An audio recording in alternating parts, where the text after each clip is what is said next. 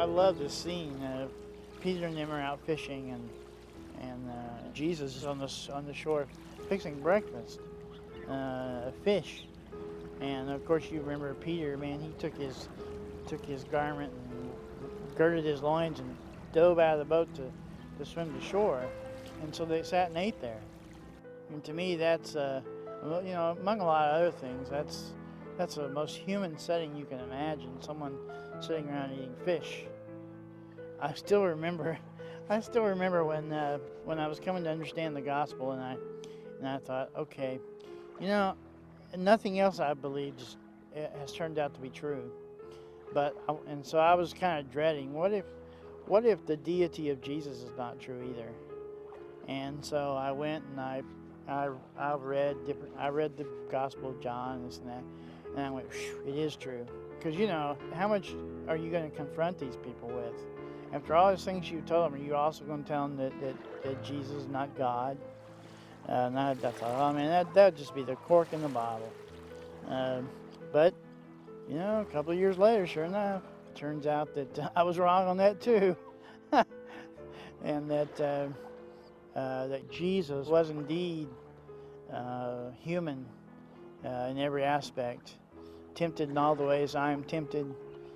His flesh was constantly trying to distract him from the will of his Father, just as mine does, and he overcame everything. And so I say, well, what does it mean in John 1:1 then? The Word was with God and the Word was God. What is that dealing with? A Jew reading that would understand that, because it was an old Hebraic understanding, an expectation of Messiah, that he would be God and not God, and that he would be human and yet God. And so I thought, what does that mean? And I was reading in Exodus chapter 4 and verse 16, where Moses is saying, oh no, don't send me and all this stuff, and God says, look, I'll send you with Aaron, and before the people, Aaron will be a prophet and you will be God. And it says the same thing in chapter 7 and verse 1. Aaron will be a prophet and you will be God. And I also remembered that it said in Deuteronomy 18, Moses said, God will send a prophet like me. And the first chapter of John is actually John altogether, has a constant theme of comparison of Moses and Jesus. So what does it mean when God said to Moses, you will be God before the people? Because there is our answer. Because if Jesus is a prophet like Moses, then he must be God in the same way Moses was God.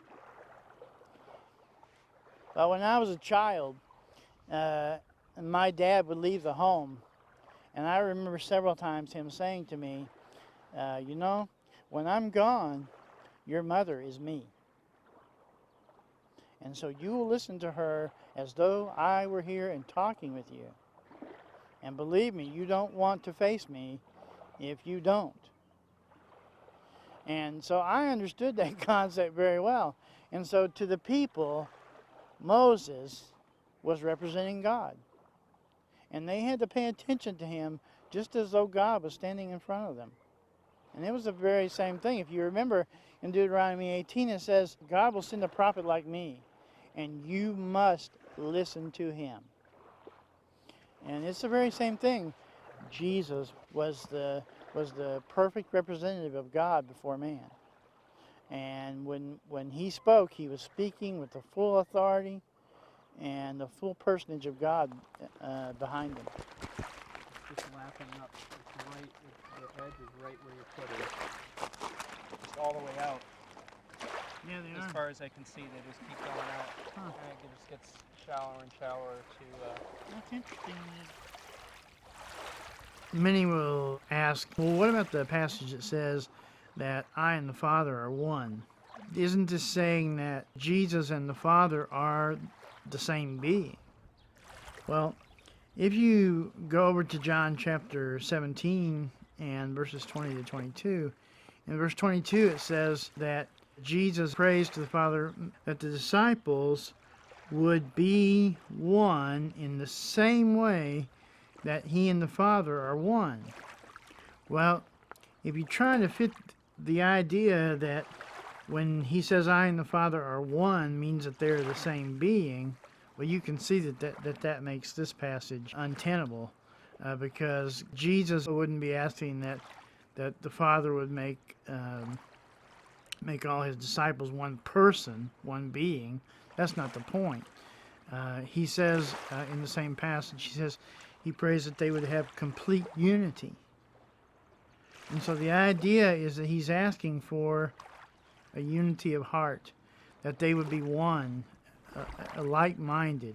We have a few broad, short steps right here. Jesus' death was always a problem, because if you picture someone who is God and man, what you do is you divorce yourself from the problem caused by his death, because how can a person who is God and man, how can his humanity die? What happens with his deity? I mean, he's God and man. We believed he was 100% God, 100% man, all in one person.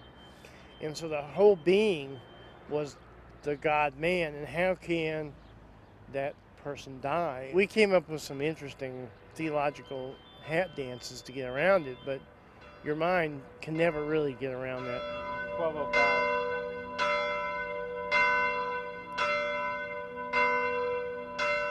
One day I was doing a word study of the Hebrew word for spirit, the ruach, and I came upon a series of passages. This was when I still believed in the Trinity. I didn't have any questions about it yet, except that in the back of my mind I knew that the Jews had never believed in the Trinity. And so there was always that knowledge that the Hebrew view of the world was that God was one person, and that there was no Trinity. So that always stuck in the back of my mind back then, but I didn't have any reason to doubt it yet, until I was doing this study on Ruach. And in these passages, primarily the one that was most interesting was Genesis 45:27, where it says that the spirit of Jacob was revived. And here you have the phrase, the spirit of Jacob. And in the scriptures, you have the phrase, the spirit of God. And all of a sudden I realized that in this passage, the spirit of Jacob, that you didn't have Jacob and a separate person. The spirit was not separate from Jacob. The spirit was an aspect of Jacob's being. And so the spirit of God, the spirit is not a separate person from God. The spirit is an aspect of God. It is an aspect of who and what God is. And I went, uh-oh, we have a problem here. And I realized from those passages that the whole concept of a Holy Spirit that was a separate person was contradicted by these passages. And that kicked that door open. And I realized very soon and very quickly that the doctrine of the Trinity was simply without foundation. It has no foundation in the Tanakh, in the Hebrew Scriptures, and in fact, the Hebrew Scriptures make the belief in the Trinity completely untenable. It's just like any of the other concepts of the Scriptures. You have to be willing to be honest, brutally honest, and take the Scriptures as they are. And it would be very tempting to just wipe your hands of it and walk away, because it does seem very daunting, especially if you realize what kind of opposition you're going to get should you decide to seriously explore it. If you go to the trouble, you take the time, you invest the honesty, the willingness to let the Scriptures speak and say what they are saying and not what you think or what you hope they're saying. There'll be a cost that goes with it, but it's very much worth it, especially when it comes to the fact that God, our Father, will be very pleased with our willingness to listen to Him. It must be more important to you to please the King of the universe than it is to please men.